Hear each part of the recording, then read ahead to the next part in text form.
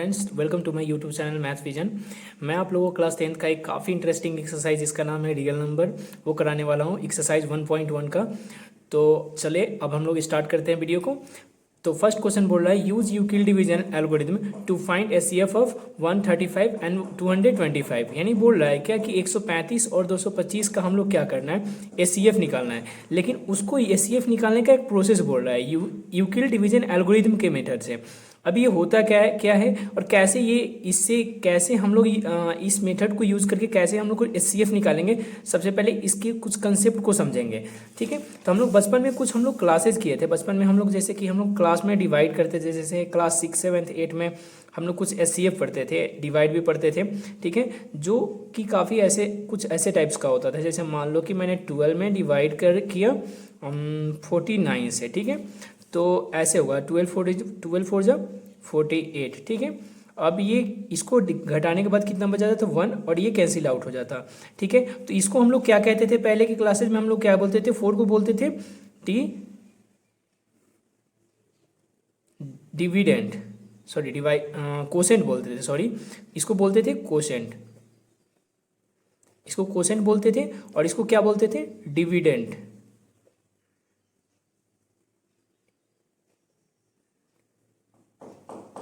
इसको बोलते थे डिवीजन और इसको बोलते थे डिवाइजर, ठीक है। और इसको हम लोग क्या बोलते थे, रिमाइंडर, ओके। यानी कि ये हमारा प्रोसेस होता था। इसको डिविडेंड बोलते थे, इसको कोसेंट बोलते थे, इसको डिवाइजर, और इसको बोलते थे रिमाइंडर, ठीक है। ये सारे चीज़ बोलते थे। उसके बाद हम लोग को सर ये कहते थे, अगर इनके बाद एक फार्मूला बताओ, एक होता था फार्मूला, एक कंसेप्ट होता था जिसके थ्रू हम लोग चेक करते थे डिवाइड को, कि हमारा डिवाइड सही है या गलत है, ठीक है। तो हम लोग एक फार्मूला के ऊपर चेक करते थे। वो फार्मूला क्या था, जैसे कि हमारा मान लो 49 बराबर, हम लोग इसको चेक करना था कि ये हमारा डिवाइड 49 में डिवाइड जो किए हैं 12 से, ये सही है कि नहीं है, ठीक है। तो इसके लिए हम लोग एक फार्मूला लिखते थे। फार्मूला क्या होता था, डिविडेंड बराबर DIVIDEND, डिविडेंड इक्वल टू एक फार्मूला होता था divisor multiply quotient plus remainder. ये हमारा एक फार्मूला होता था, ठीक है, जिसमें कि ये डिवाइजर होता था, जिसमें हम भाग करते थे, ठीक है, 49 में, और ये हमारा कोसेंट कुछ भागफल आता था उसके साथ साथ हमारा कुछ रिमाइंडर भी आता था।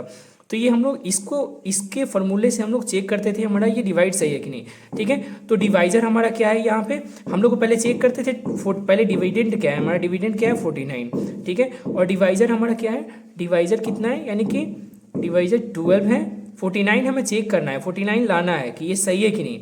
अब हमें डिवाइजर पहले से दिया हुआ है, डिवाइजर हमारा ऑलरेडी क्या है 12 है, इंटू हमारा कोसेंट क्या है, कोसेंट हमारा 4 है, प्लस रिमाइंडर क्या है हमारा 1। अब हम लोग पहले बोडमास के रूल्स के अकॉर्डिंग हमें पता है कि सबसे पहले क्या करते हैं, पहले मल्टीप्लाई करते हैं। 12 4 से क्या हो गया 48 प्लस 1, ठीक है। 48 प्लस 1, लास्ट में फिर क्या करते हैं, बोडमास के रूल के अकॉर्डिंग ऐड करते हैं। तो 48 प्लस 1 कितना हो गया 49। देखो अब ये हमारा डिविडेंड और ये हमारा दोनों को दोनों इक्वल आ गया, यानी हमारा ये डिवाइड सही है। अगर ये इवन अगर ऐसा नहीं आता तो हमारा क्या होता है, ये डिवाइड गलत होता।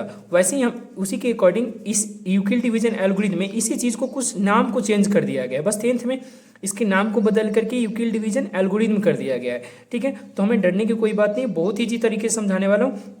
बस ये हमारा अब डिविडेंड ये फार्मूला था, यानी D बराबर D into Q plus R, यानी इसी को हमारा अब क्लास 10th में इसी को बदल करके A कर दिया गया है, D को A कर दिया गया है, और डिवीजन के बदले डिवाइजर के बदले हमें B कर दिया गया है, इंटू कोसेंट के बदले तो कोसेंट ये, प्लस रिमाइंडर के बदले रिमाइंडर।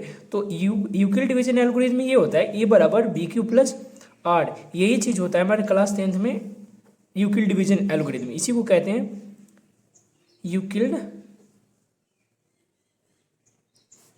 डिवीजन एल्गोरिथम, इसी को कहते हैं, इसी प्रोसेस को कहते हैं यूक्लिड डिवीजन एल्गोरिथम। अब देखो इसी प्रोसेस को मैंने क्या किया, यहाँ पर लिखा। अब देखो B के बदले क्या था हमारा, B के बदले 12 इंटू कोसेंट प्लस रिमाइंडर, इसी प्रोसेस से लिखना है। पहले लिखना है डिवाइजर को, फिर कोसेंट को लिखना है, फिर लास्ट में रिमाइंडर को लिखना है, ठीक है।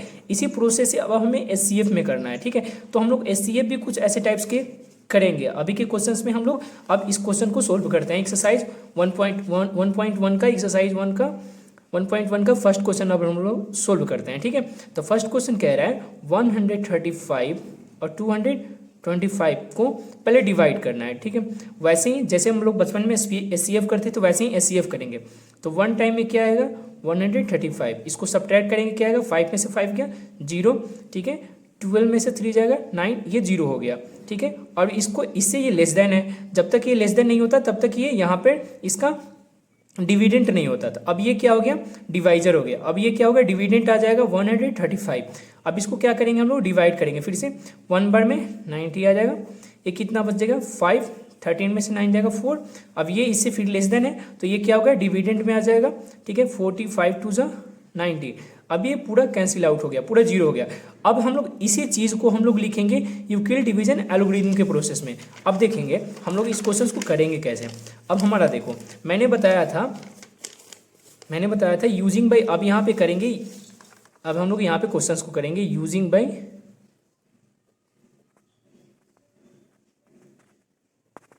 Euclid division algorithm. अब ये प्रोसेस होता है, ठीक है। तो यूक्लिड डिवीजन एल्गोरिथम क्या होता है, ए बराबर BQ प्लस R होता है, ठीक है। इसी प्रोसेस में हम लोग वैल्यू को पुट करेंगे। ये वाला डिवाइड आप लोग करना नहीं है, ये एग्जाम में करके दिखाना नहीं है, ठीक है। तो हमारा क्या होता है देखो ए बराबर BQ प्लस R होता है ना, ए बराबर BQ प्लस R। अब हम लोग इसी प्रोसेस में देखेंगे। अब हमारा ए क्या है, हमारा ए मैंने बताया था पहले ही बताया था, ए हमारा होगा वो हमारा डिविडेंट होगा। तो डिविडेंट हमारा क्या है, पहले फर्स्ट स्टेप में क्या है 225 है, ठीक है। और डिवाइजर क्या है हमारा 135, ठीक है। डिवाइजर कहा था ना, डिवाइजर मल्टीप्लाई हमने बताया था जो कोशेंट है तो कोशेंट लिख देंगे प्लस रिमाइंडर क्या है हमारा 90। First step complete. फिर से अब सेकेंड स्टेप, यहाँ तक फर्स्ट स्टेप, अब ये सेकेंड स्टेप का होगा। सेकेंड स्टेप में डिवाइड, फिर सेकेंड स्टेप का डिविडेंड कितना है 135 इक्वल्स टू हमारा क्या होगा, इक्वल्स टू क्या होगा 90 मल्टीप्लाई, फिर 1 लिखेंगे प्लस इसका रिमाइंडर क्या आ गया 45 लिख देंगे। फिर थर्ड स्टेप के लिए क्या लिखेंगे, थर्ड स्टेप क्या है हमारा 90 equal to 45 multiply 2 plus remainder क्या आ गया 0। जहाँ पे हमारा रिमाइंडर 0 आ गया वहीं पे स्टॉप कर देंगे। और उसका जो फर्स्ट जो उसका हमारा डिवाइजर होगा ना, वही हमारा लास्ट का जहाँ पे हमारा काम स्टॉप हो गया, जहाँ पे रिमाइंडर हमारा 0 हो गया, उसका जो डिवाइजर होगा वही हमारा क्या होगा SCF। यानी कि देखो यहाँ पे हमारा क्या आ गया रिमाइंडर 0 आ गया, और इसका जो डिवाइजर है, यही डिवाइजर तो ये है ना, तो यही हमारा क्या होगा SCF। यानी कि SCF बराबर क्या आ गया हमारा 45। इस तरह से हमारा ये क्वेश्चन पूरी कंप्लीट हो गया। तो जैसा कि नेक्स्ट क्वेश्चन हम लोग को देख रहे हैं 196 एंड 38,220, इसका भी हमें उसी मेथड से क्या करना है SCF निकालना है सेकंड क्वेश्चन में भी। तो हम लोग इसको भी वैसे ही कुछ करेंगे। सबसे पहले क्या करेंगे SCF निकालेंगे। SCF निकालने के लिए मैंने पहले ही बताया था 196 को डिवाइड करेंगे 38,2020। इसको करना नहीं है आपको, एग्जाम में जब ये पूछेगा तो इसको करना नहीं है, आप इसको रफ में करना। उसके बाद यहाँ पे मेन है जो स्टेप्स है ना उसको वही लिखना है, मेन स्टेप्स को, ये वाला जो स्टेप्स था इसी स्टेप्स को करने हैं, केवल स्टेप्स को लिखना है। मैं तो यहाँ पे रफली करके बता रहा हूँ ताकि करना कैसे। तो इसको लगाएंगे 1 बार में डिवाइड होगा 196 एज इट इज लिख देंगे, 12 में से 6 जाएगा 6, और ये बच गया 17 में से 9 गया 8 बच जाएगा, सॉरी ये बच गया 12 में से 6 गया 6, और ये बचा 7, 17 में से 9 गया ये 8 बच गया, ठीक है। और ये क्या बचा 2, 2 में से 1 जाएगा 1, ऊपर से क्या उतरेगा 2। अब 196, अब इसके 1862 के आसपास में क्या आता है 9 बार में आता है हमारा 1762 आता है, ठीक है। अब इसको सब्ट्रैक्ट करेंगे तो कितना क्या 0 0 1 सॉरी 64 आता है, 64 आता है, 1764 आता है। तो 12 में से 4 जाएगा क्या बचेगा हमारा 8 बच जाएगा। ये क्या बचा 5, तो 5 में से 6 जाएगा हमारा क्या बचेगा 5 में से 6 तो जाएगा नहीं, तो 15 में से हमारा 6 जाएगा बच जाएगा 9। ये हमारा क्या बच गया 0 0। अब ऊपर से क्या उतरेगा 0। अब 196 के 5 टाइम्स में हमारा आ जाता है 980, यहाँ पे कैंसिल आउट होकर 0 हो गया। अब हमें इसी चीज़ को लिखना है, हमें किसके यूक्लिड डिवीजन एल्गोरिथम में लिखना है। तो मैंने पहले ही बताया था हमें पहले लिखते हैं डिविडेंड को। तो डिविडेंड हमारा कितना है 38,220 बराबर। अब हमारा क्या होता है डिवाइजर को पहले लिखते हैं। तो डिवाइजर 196 मल्टीप्लाई 195, यानी कि कोसेंट प्लस रिमाइंडर क्या है हमारा 0। अब इसमें तो एक ही स्टेप में हमारा 0 आ गया, तो हमारा इसमें SCF क्या होगा, SCF हमारा ओनली 196 हो गया आंसर। सिर्फ यही लिखना है। अब चाहे एक स्टेप में हो चाहे दो स्टेप में, आप ऐसे ही प्रोसेस से करना है, ठीक है। उसके बाद जो आपका जहां पे काम है स्टॉप हो जाए, जहां पे रिमाइंडर 0 आए, उसका हमारा डिवाइजर होगा, वही हमारा एचसीएफ होगा। That's it. सेकंड क्वेश्चन भी कंप्लीट हो गया। अब हम लोग देखेंगे नेक्स्ट क्वेश्चन, क्वेश्चन नंबर 3। तो गाइज नेक्स्ट क्वेश्चन है 600, 867 एंड 225। तो इसको भी कुछ इसी तरीके से क्या करना है, हमें इसका भी एचसीएफ निकालना है। तो आप लोगों को ये क्या करना है, थर्ड क्वेश्चन खुद से करना है। ये आप लोगों के लिए एक होमवर्क होगा, ठीक है। इसको आप खुद से प्रैक्टिस करें। अगर इसमें कोई डाउट होगा तो आप कमेंट सेक्शन में जरूर बताना। इस क्वेश्चन को भी मैं जरूर कर दूंगा, ठीक है। इसको इसी तरीके से आप लोगों को खुद से करना है, ओके। तो मैं क्वेश्चन नंबर इसी का फर्स्ट एक्सरसाइज 1.1 का फर्स्ट का सेकेंड पार्ट का क्वेश्चन करने जा रहे हैं, ठीक है। आप स्टार्ट करते हैं नेक्स्ट क्वेश्चन। तो क्वेश्चन नंबर सेकेंड कह रहा है, so that any positive odd integer is of the form of 6q + 1 और 6q + 3 और 6q + 5 where q is some integer.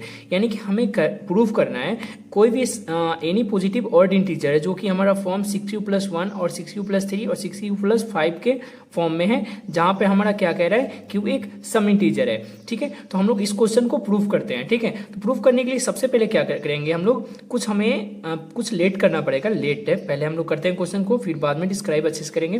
Late a b any positive integer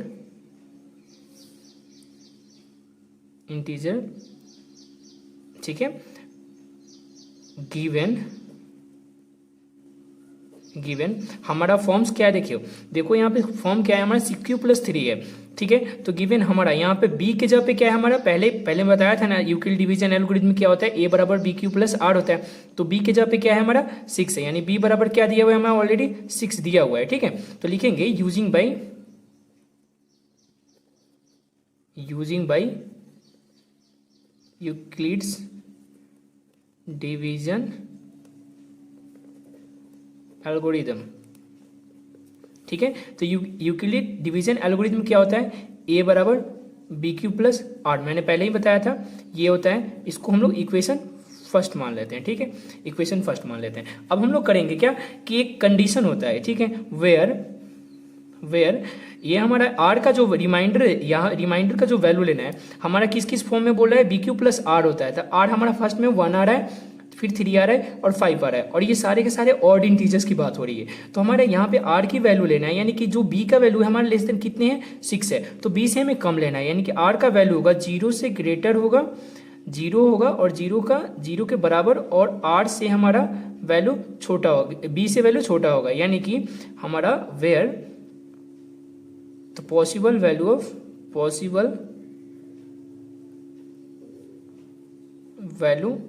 of r हमारा कितना होगा, r बराबर क्या होगा, यहाँ पे r का वैल्यू होगा 0 होगा, 0 से बड़ा होगा और b से छोटा होगा, यानी b से, यानी b हमारा क्या है, हमारा 6 है। तो b से यानी 6 से छोटा है, यानी 0 1 2 3 4 5 तक वैल्यू लेंगे। क्योंकि देखो अगर यहाँ पे मान लो सपोज यहाँ पे कभी कभी किसी क्वेश्चंस में हमारा 3q 2q अगर कुछ भी पूछेगा तो हमारा b का वैल्यू 2 लेना है, 3 पूछे तो 3 लेना है b का वैल्यू, और हमारा जो r का वैल्यू का जो b का वैल्यू होगा ना, b से हमारा कम होगा, r का वैल्यू 0 से बड़ा होगा 0 और 0 से बड़ा होगा, और b से हमेशा कम होगा वैल्यू, ठीक है। यही लेना है बस, और इसी चीज़ को बस इसी मेन यही चीज़ है, इसी चीज़ को समझना है हमें, ठीक है। इसी चीज़ को समझ करके हमें जो यूक्लिड डिवीजन एल्गोरिथम है इसमें वैल्यू को केवल पुट करना है, ठीक है। अब लिखेंगे फ्रॉम इक्वेशन फर्स्ट,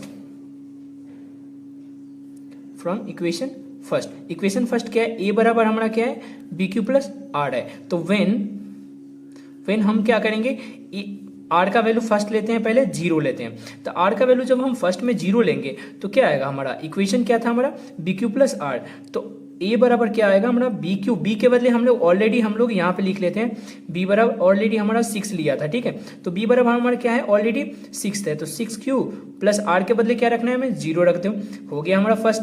अब क्या रखेंगे, r बराबर फिर से रखेंगे, हमारा फर्स्ट वैल्यू है 1, तो r बराबर अगर 1 रखेंगे तो a बराबर क्या आएगा, 6q + फिर 1 आ जाएगा, ठीक है। फिर अगर r बराबर हम लोग अगर 2 रखते हैं, सब वैल्यू को रख के चेक करेंगे, ठीक है। तो a बराबर क्या होगा, 6q + 2 हो जाएगा। वैसे ही एक और वैल्यू रखेंगे, r बराबर 3, तो a बराबर क्या होगा बताइएगा, आप लोग बताइए क्या होगा, वेरी गुड, 3 आएगा। वैसे ही r बराबर 4, तो r बराबर 4 होगा तो क्या होगा, a बराबर 6 प्लस 4। वैसे ही हमें 5 तक जाना है बस, तो r बराबर क्या आ गया, नेक्स्ट लास्ट वैल्यू है a बराबर फिर क्या आएगा, b के बदले 6q प्लस 5। अब हमें करना क्या था, ये हमारा सारे वैल्यू आ गए। अब हमें क्या करना था, क्वेश्चन में पहले ही बोल रहा है कि हमें ऑड इंटीजर्स को प्रूफ करना है। तो इसमें हमें कौन कौन सा ऑड इंटीजर है, हमारा ऑड इंटीजर तो यही है, एक हो गया ऑड इंटीजर, एक 3 वाला ऑड इंटीजर हो गया, और एक 5th वाला ऑड इंटीजर हो गया, यानी 3 हो गया। तो हमें प्रूफ क्या करना था, any positive integer in the form of, यही तो प्रूफ करना था, इन्हीं के फॉर्म में तो रिप्रेजेंट करना था, और ये हमारा रिप्रेजेंट हो चुका है। तो हमें नेक्स्ट इसी का हमारे और भी पार्ट है, एक सेकेंड यहाँ पे हम लोग करते हैं, इसी का सेकेंड है यहाँ के, उसके बाद करेंगे नाउ या फिर therefore.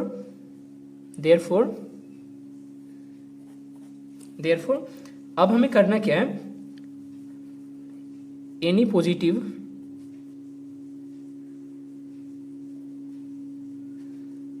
Integer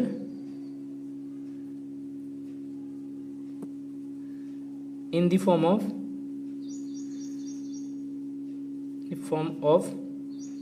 6q plus 1, 6q plus 3 and 6q plus 5 proved. बस यही लाना था, इसी चीज को करना था हमें, बस ये काफी इजी तरीके से हम लोग कर दिए। और इसी तरीके से जितने भी क्वेश्चंस होंगे ना, आगे कोई भी क्वेश्चंस पूछेंगे, बस इसी तरीके से करना है हम लोग को। और कोई भी डाउट हो तो आप इस क्वेश्चंस को आप हमें दोबारा पूछ सकते हो, इसमें कोई भी डाउट हो तो कमेंट सेक्शन में जरूर लिख करके पूछें, ठीक है। ये सेकंड क्वेश्चन का ये पार्ट पूरा कंप्लीट करा दिया। और इसको आप अगर नोट डाउन भी करना चाहते हैं तो आप लोग नोट डाउन कर सकते हैं, काफी मैंने इसको अच्छे से कर दिया, इसका आप पूछ करके इसको पूरा नोट डाउन कर लें और काफी अच्छे से समझ में आ जाएगा। और प्रैक्टिस करना है, ये चीजों को प्रैक्टिस करना है, जितना प्रैक्टिस करेंगे उतने अच्छे से समझ में आएगा, ठीक है। तो नेक्स्ट क्वेश्चन करते हैं, क्वेश्चन नंबर 3 अब। तो गाइज क्वेश्चन नंबर 3 देखते हैं हम लोग, एक्सरसाइज 1.1 का।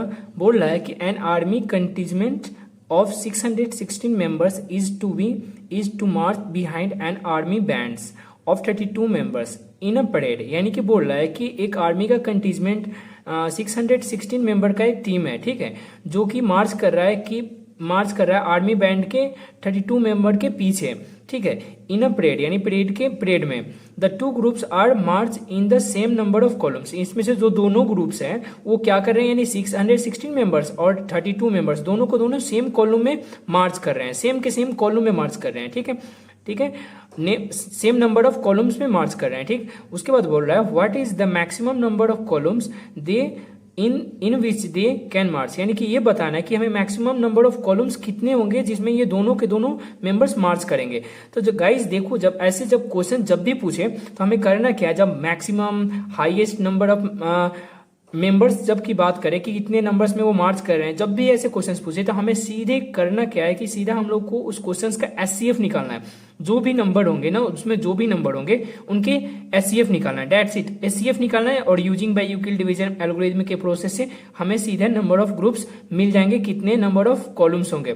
तो हम लोग कुछ करते हैं, सीधा हम लोग स्टेप्स को फॉलो करके हम इस क्वेश्चन को निकालते हैं। चलिए स्टार्ट करते हैं इस क्वेश्चन का सोल्यूशन। तो फर्स्ट में हम लोग क्या करना है, एचसीएफ ऑफ लिखेंगे, एचसीएफ ऑफ 616 एंड 32, ठीक है। तो लिखेंगे यूजिंग बाय